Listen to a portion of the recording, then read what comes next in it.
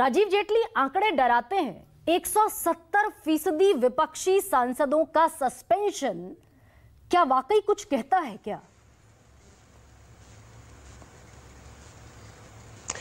देखिए, इसको आपको एक बात को समझना पड़ेगा गरिमा जी कि इस देश का कनेक्ट देश के प्रधानमंत्री के साथ है और देश का कनेक्ट देश के प्रधानमंत्री, देश की जनता का कनेक्ट देश के प्रधानमंत्री के साथ है। वो कनेक्ट इतना मजबूत है कि उसको तोड़ने की हर मुमकिन कोशिश की जाती है। आप देखिए, सदन के अंदर अगर आप जनहित के मुद्दे उठाएंगे तो जनता आपको सुनेगी, लेकिन आप जनहित की बिल अगर लाए जा रहे हैं, उन बिलों के बीच में बाधा बनने की कोशिश करेंगे तो उसका जवाब भी जनता आपको देगी। लेकिन हमारे स्पीकर के प्रेरोगेटिव होते हैं, उनके पास ये अधिकार होते हैं, कोई सदन चलने में बाधा बनता है तो उसके खिलाफ कार्यवाही भी हमारे स्पीकर कर सकते हैं। अब मूल मुद्दे की बात कहां पे आती है? मूल मुद्दे की बात यहां आती है कि ये आज से नहीं चल रहा है, ये 2014 के बाद से सोचिए आप। 2014 से पहले भी हम भी ऐसा था कि हम भी सदन के अंदर अपना विरोध दर्ज करवाते थे। जब हम विरोध दर्ज करवाते थे तो उसकी मुख्य वजह होती थी भ्रष्टाचार। और आज भी देखिए, हम वहीं के वहीं खड़े हैं। आज भी वजह जो है भ्रष्टाचार।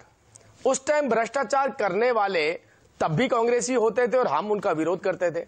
आज भी भ्रष्टाचार के खिलाफ कार्यवाही नहीं की जानी चाहिए, इस बात का विरोध कांग्रेसी सदन में करते हैं, हम उस बात की लड़ाई लड़ रहे होते हैं। तो आज ये देखिए, फर्क कुछ नहीं आया। अभी नहीं, ये समझ में आ गया कि जनता से हम दूर होते चले जा रहे हैं, खिजवी मिटानी है। 3 राज्यों के अंदर इतनी बुरी हाल झेलने के बाद अब वो क्या लगता है कि आज वो क्या काम करेंगे? डायरेक्ट ओबामा हो, डायरेक्ट हो, चाहे वो ये दूसरे कांग्रेसी जिसे कहते हैं संसद, हमारे सांसद हो, इन्होंने वक्त के ऊपर बीच में बाधा डालने की कोशिश की। ठीक है राजीव जेटली, याद कीजिए अब। ठीक है राजीव जेटली, स्पष्ट हो चुकी है। ठीक है राजीव जेटली, याद कीजिए 2012 का साल, याद कीजिए 2013 का साल, याद कीजिए 2011 का साल, जब आप विपक्ष में हुआ करते थे, यूपीए की सरकार थी। Monsoon session, winter session, budget session धुलते हुए देखा है मैंने, लेकिन उस समय सांसदों के सस्पेंशन का जो रेशो था वो ये नहीं था जो इस समय हम देख रहे हैं, और आंकड़े उसकी तस्दीक कर रहे हैं। देखिए, तब जस्टिफाई करना बड़ा मुश्किल था तब सरकार के सामने। तब भी मैंने आप थोड़ी देर पहले आपसे बोला, तब भी विरोध होता था तो उस बात को लेकर के होता था कि हम भ्रष्टाचार के खिलाफ आवाज उठा रहे हैं, आप जवाब दीजिए। हम बार बार सरकार से कहते थे आप जवाब दीजिए, आपकी पार्टी का शीर्ष नेतृत्व भ्रष्टाचार में लिप्त है, उसका जवाब इनके पास नहीं होता था, क्योंकि जनता को भी जवाब देना था। इसलिए उस टाइम पे सस्पेंशन कम होते थे, सस्पेंड कम होते थे। लेकिन आज भी आप ये देखिए, अगर विरोध किया जा रहा है तो किस बात का? आप पिछला पूरा रिकॉर्ड उठाइए। जब सदन लगी, जब सेशन हुआ, सेशन के ऊपर जब हम जनहितकारी बिल लेकर के आने वाले होते हैं, साइमल्टेनियसली ये जवाब देना होता है कि किस किस नेता के खिलाफ कैसी कैसी कार्रवाई की। उस बात को दबाने के लिए कभी आपने देखा स्पीकर के सामने जाकर के इन्होंने हुड़दंग मचाया, कभी बाहर जाकर के हुड़दंग मचाते हैं, कभी काले कपड़े पहन के खड़े हो जाते हैं, कभी सदन के बाहर चले जाते हैं। अब ये सोचिए, बचना चाहते हैं, ये पहले भी बचते थे, ये और आज भी सदन की अवमानना हुई राजीव जेटली। ये जवाब नहीं सुनना चाहते, और जवाब जब तक नहीं सुनेंगे राजीव जेटली, ये सदन की अवमानना है।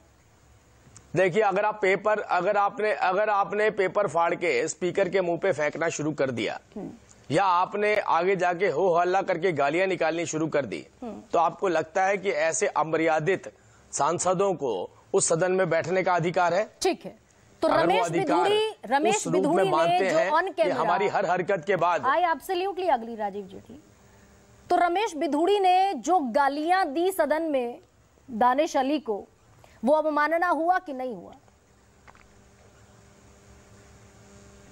सबसे पहले किसने उसका खंडन किया?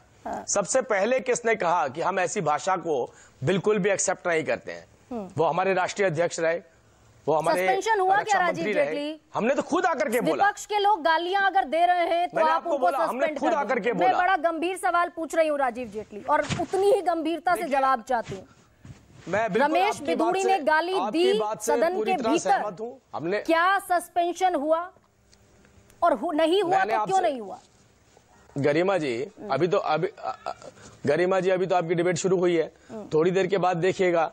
मैं अभी इस बात को कोट कर रहा हूं कि हमने उस बात के साथ ना चलने का निर्णय लिया। हमने कहा हुआ क्या कि हम इसके बिल्कुल पक्षधर नहीं है। इधर के लोग गाली देंगे, मैं आगे बोल रहा हूं, मैं आपको आगे बोल रहा हूं, मैं आप सुनिए तो सही, मैं आगे यही तो बता रहा हूं। क्या आप डिबेट के अंदर ये लोग जो दूसरी राजनीतिक पार्टियों के प्रवक्ता बैठे हैं वो भाषा बोल सकते हैं, वो एक्सेप्ट कर सकते हैं जो मैं एक्सेप्ट कर रहा हूं कि हम नहीं खड़े थे उनके साथ विदुड़ी जी के? हमने खुद खंडन किया। ये डिफेंस नाकाफी है राजीव जेटली। हमारे सीनियर लीडर्स बाहर निकले। मेरे एक सवाल का इसका जवाब अगर देंगे इस बात को एक्सेप्ट करने के लिए तैयार है। इसको आप उनके साथ खड़े हुए नहीं हुए, सदन तो रूल बुक से चलेगा ना सर, पार्लियामेंट रूल बुक से चलेगी। तो क्या रूल बुक के मुताबिक अगर सदन की अवमानना हुई, अमर्यादित शब्दों का इस्तेमाल हुआ, असंसदीय शब्दों का इस्तेमाल हुआ, तो फिर रमेश बिधूड़ी का सस्पेंशन क्यों नहीं हुआ? मेरा बहुत वाजिब सवाल है। देखिए, मैंने आपसे बताया, अगर किसी राजनीतिक पार्टी के अंदर उसके लीडर्स अमर्यादित टिप्पणी करते हैं, अमर्यादित भाषा का प्रयोग करते हैं, तो उस वक्त पे अगर उनके सीनियर लीडर उसको कंडेम करते हैं तो स्पीकर के पास ये विवेक और प्रेरोगेटिव होते हैं, गाली देने का अधिकार मिल जाता है, ऊपर निर्णय ले सकते हैं। ठीक है, तो लेकिन अगर आप नहीं, अगर आप पूरा समूह ही इस बात का बनाते हैं कि हमारा एजेंडा और हमारी संस्कृति ही यही है, तो उसके बाद आप क्या उम्मीद करते हैं उस सदन के अंदर ऐसे सांसदों का बैठने का अधिकार है? अगर उनकी राजनीतिक पार्टी उनके साथ खड़ी हो जाती है, उनके सपोर्टर्स उनके साथ खड़े हो जाते हैं। ठीक है राजीव जेटली।